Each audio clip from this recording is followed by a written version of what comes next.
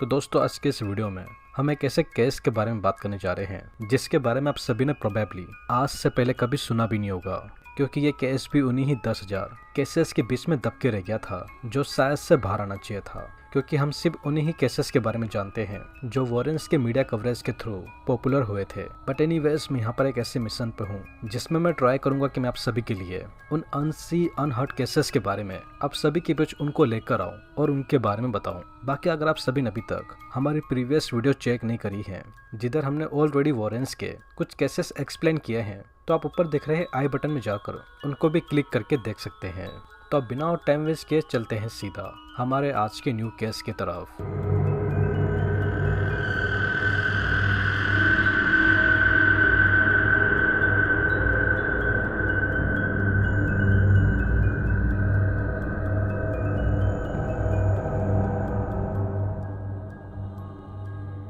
तो all right case की starting सन 1974 में एटेन लॉरेन के घर से होती है, जिधर उनको दोपहर में एक अजीब कॉल आता है जो कि कॉलर का नाम था एलन पर्सी, जो कि एक नोवेलिस्ट थे या फिर हम बोले एक हॉरर नोवेलिस्ट थे जिनको हॉरर के ऊपर लिखना बहुत पसंद था। पुराने से टूटे फूटे केबिन के अंदर रहते थे। तो खैर इतने लंबे समय तक ऐसे अकेले रहने के बाद एलन उनके अंदर कोई भी इमोशन नहीं बचा था, क्योंकि वो जब वॉरेन से बात करते हैं तो वो सिर्फ इतना ही बोलते हैं, वो मुझसे लिखवा रही हैं और मैं नहीं लिख रहा, एंड बस इतना कहते ही वो फोन काट देते हैं। तो एनीवेज वॉरेंस वो एलन की बात को सुनते हुए उसे केबिन के अंदर पहुंचते हैं। तो केबिन का दरवाजा खोलते ही वॉरेंस के अंदर जाती ही इनको उसे केबिन के अंदर से एक अजीब सी स्मेल पता नहीं कहीं से आ रही थी, जो ना किसी जानवर के मरने से आ रही थी और ना किसी इंसान के मरने से, क्योंकि वो स्मेल ही थे काफी अजीब जिसे वॉरेंस समझ नहीं पा रहे थे। तो वे केबिन के अंदर आते ही वॉरेंस को ठीक सामने खड़े एलन की कुछ लिखी हुई किताबें मिलती हैं जिस पर कोई नाम नहीं था, कवर पेज ब्लैंक था, हर पेज पे कुछ अजीब से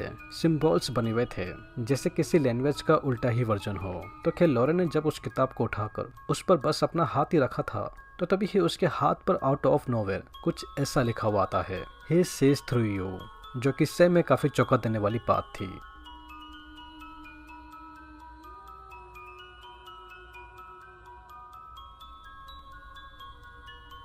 तो मीनवाइल एलन व वॉरेंस को अपने घर बुलाकर वो खुद केबिन के कोने में जाके बैठ जाता है। उसकी आंखें पूरी काली पड़ चुकी थी, जैसे कि वो कई हफ्तों से सोया ही ना हो या फिर उससे कोई सोने नहीं दे रहा हो। तो एनीवेज लॉरेन जिसकी नजर वो गलती से एलन के हाथ में पकड़े हुए एक मिरर पे चली जाती हैं, तो उसे मिरर पे देखते ही उनके होश उड़ जाते हैं, क्योंकि उस मिरर के अंदर एलन का कोई भी रिफ्लेक्शन ही नहीं दिख रहा था, बल्कि इसका उल्टा उनको एक बड़ी ही भयानक धुंध सी दिख रही होती है जो कि उनकी तरफ ही देखकर मुस्कुरा रही थी, जो कि ओब्वियसली वो एलन बिल्कुल भी नहीं थे, क्योंकि वो तो दिख रहा था, उसका चेहरा धुंधला था, उसकी आंखें बाहर निकली हुई थी एंड वो कुछ लिख रहा था एलन के दिमाग के अंदर, जो कि ये चीज लॉरेन ने अच्छे से नोटिस कर ली थी, क्योंकि लॉरेन को ऐसा लग रहा था कि ये कोई पोजीशन नहीं है जो आमतौर पर उनको देखने को मिलता है, बल्कि इसका बिल्कुल ही उल्टा ये क्रिएशन का पहले का कुछ है, एक एंटिटी जो लिखने से ज्यादा होती है और पढ़े जाने से शक्तिशाली बनती है, जो कि उसका हर वर्ड रिचुअल होता है, हर सोची गई लाइन।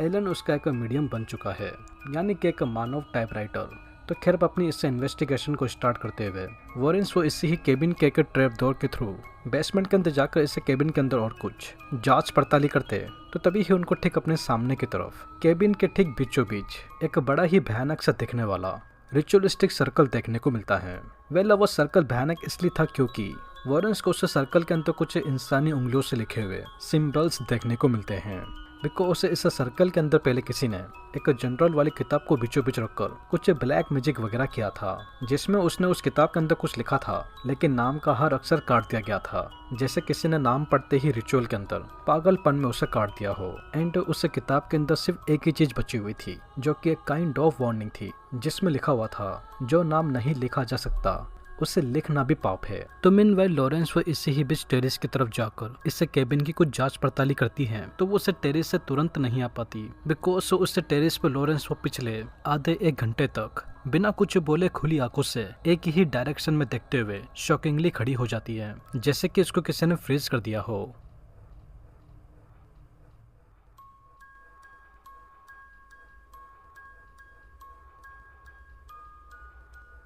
तो बस अब फाइनली इस केस के एंडिंग में लॉरेन उनको टेरिस पे खड़े हुए ऐसा फील हो रहा था कि वो जो क्रीपी सी एंटिटी थी वो उनके विचारों को पढ़ने की कोशिश कर रही थी, जो कि वो धीरे धीरे लॉरेन के ऊपर सेम एलन की तरह उन पर भी कब्जा करने की कोशिश कर रही थी। बट समहाउ लॉरेन को इस बारे में पता चलते ही वो तुरंत ही नीचे आकर एलन के हाथों से उस नोबल वाली किताब को लेकर उसको जलाने की कोशिश करती है, ये सोच कर के इसको जलाने से वो एंटिटी डिस्ट्रॉय हो जाएगी। तो उसे किताब को जलाने के बाद वो तीनों ही उस केबिन को हमेशा के लिए लॉक लगाकर वहां से चले जाते हैं। बट बात अभी इधर ही खत्म नहीं होती। अब 1 महीने बाद जब पुलिस उस केबिन की इन्वेस्टिगेशन करने के लिए आई थी तो उनको उस जले हुए केबिन के अंदर, जिसको कुछ भी नहीं हुआ था या फिर हम बोले उसका एक पैच तक भी नहीं जला था, वो पुलिस ऑफिसर जैसे ही उस डायरी को खोलता ही है तो तभी ही उसको कुछ अंदर ऐसी चीज लिखी हुई दिखती है कि वो एंटिटी अब एलन को छोड़कर इसके पीछे पड़ जाती है, बिकॉज उसे किताब के अंदर लिखा हुआ था if you reading this you are writing to.